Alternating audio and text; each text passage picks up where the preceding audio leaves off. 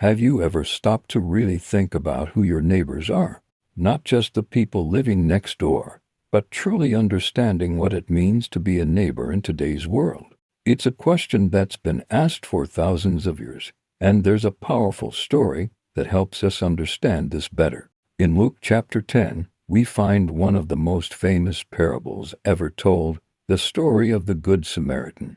It starts with a simple question asked to Jesus, "Who is my neighbor?" The answer he gave wasn't what anyone expected. Picture this. A man is traveling from Jerusalem to Jericho. He's attacked by robbers, beaten, stripped of his clothes, and left for dead on the side of the road. A priest walks by, sees him, and crosses to the other side.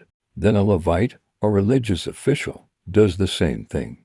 Both of these respected members of society choose to look the other way.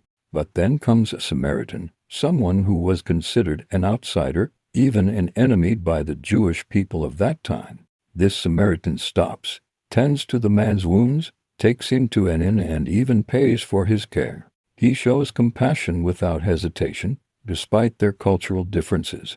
In verses 36 and 37, Jesus asks, "Which of these three do you think was a neighbor to the man who fell into the hands of robbers?" The answer was clear, the one who had mercy on him. Jesus then simply says, "Go and do likewise." This story challenges us to think differently about who our neighbors are. In our modern world, we often live close to people for years without knowing their names, their struggles, or their stories. We might wave hello in passing, but do we really know if they're going through a difficult time? Would we notice if they needed help? Being a neighbor isn't about proximity, it's about compassion. It's about being willing to step out of our comfort zones to help someone in need regardless of who they are or where they come from. Sometimes it's as simple as checking in on the elderly couple next door during a heat wave, or bringing dinner to the single parent who just moved in across the street. The question isn't really who is my neighbor.